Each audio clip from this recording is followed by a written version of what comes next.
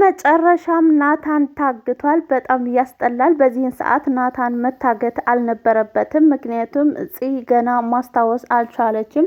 ኤፍራታ በብዙ ነገሮች በጭንቀት ውስጥ ነው ያለችው እና እንግዲህ ሀፌት እንደዛተውና እንደፎከረው ናታንን አሳግቼ የቁም ስቃዩን ነው የማበዛበት ባለው መሰረት እንግዲህ እንዲታገት አድርገዋል። እንዲሁም ደግሞ የወጋው መርፌ ወግቶትም እሱ ራሱን ስቶ ስለወደቀ በዛ መሬት ላይ እየጎተተው ሲሄድ እንዴት እንዳሳዘነኝ ብቻ ግን በጣም ያስጠላል። በዚህን ሰዓት ናታን መታገት አልነበረበትም።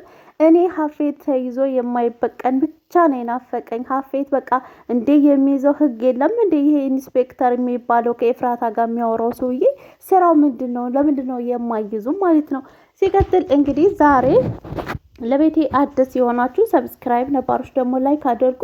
እንግዲህ ዛሬ እነዛም ምስኪን ሴቶች በየቀኑ የሚደፈሩበት 3 4 ወንድ የሚደፈሩትም ሴቶች መጥተው ነበረ። ኤፍራታን የት አድርጓት ነው እያሉ በጣም እንትን ብለዋል ማለት አስበዋል። ገለዋት ይሆን ወይስ የት አድርጓት ይሆን የሚለው እንግዲህ ሀፌትን ከጀርባ እያዩት ነበር እና ለምንድን ነው የማይዞረው? ይሄ መሆን አለበት አለቃ እያሉ ነበረ። እንግዲህ ሂዋን ብትደርስላቸው ምናልባትም የሉሊትን ቦታ አንስቶ ለሂዋን ከሰጣት ሂዋን ከዛ ወጥመድ ውስጥ ልታወጣቸው ትችላለች ብዬ አስባለሁ። ሀረግ ድራማ እንግዲህ እጅግ በጣም ደስ የሚልና ብዙ ነገሮችን የተማርንበት አስተማሪ አጓጊ የሆነ ድራማ ነው። ከቀን ወደ ቀን ልብ አንጠልጣይ እየሆነ ነው። እንግዲህ ሀፌት ናታን ከቤት ሲወጣ ለፂ እኔ ቤዛ ጋር ልፋታ ስለሆነ ስራ መጀመር አለብኝ እናም ሲቢዎቼን በየድርጅቱ ስለበተንኩኝ አሁን አንድ ስልክ ተደውሎልኝ ነው ብሎ ነበር ከቤት የወጣው። እንግዲህ አሁን ላይ አደጋ ደርሶበታል። አሁን ላይ ኤፍራታ ምን እንደምትሆን በጣም ከባድ ነው። ለማንኛውም ግን እንግዲህ ሀፌትም እንደሚወዳትና እንደሚያፈቅራት ለኤፍራታ ነግሯት ነበር። ኤፍራታ ግን ልትቀበለው አልቻለችም።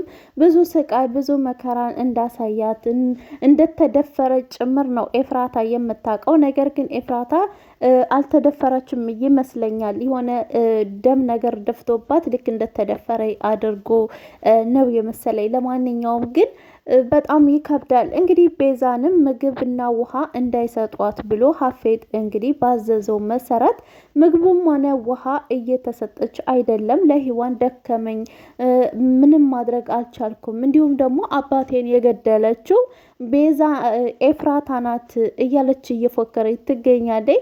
ለማንኛውም እንግዲህ ሀረግ ድራማ ቀጣይ ምን ይሆን የሚለው እውነት ግን ማናት ኤፍራታ ሀፌትን በፍጹም ማግባት የለባትም።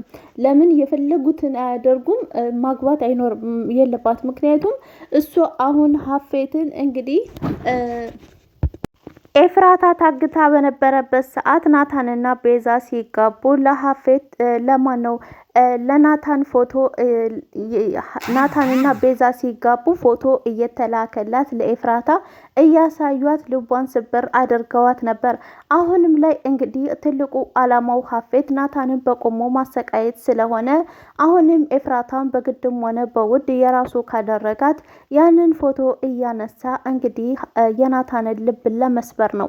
ናታን አሁን ላይ በጣም ከባድ ውጥረት ነው። የእህቱ ጉዳይ አለ፣ ኤፍራታ አለ፣ እንዲሁም ቤዛ ደግሞ ልታገባ ነው ፍቅረኛዋን እያለች ነበር በተደጋጋሚ ስለነገረችው። አሁን ላይ እንግዲህ ማን ነው ይሄንን ወጥመድ ውስጥ የሚያወጣው ናታንን የሚለው በጣም አሳሳቢ ነው እና ውድ ቤተሰቦቼ ሰብስክራይብ ላይክ ማድረጋችሁን እንዳትረሱ።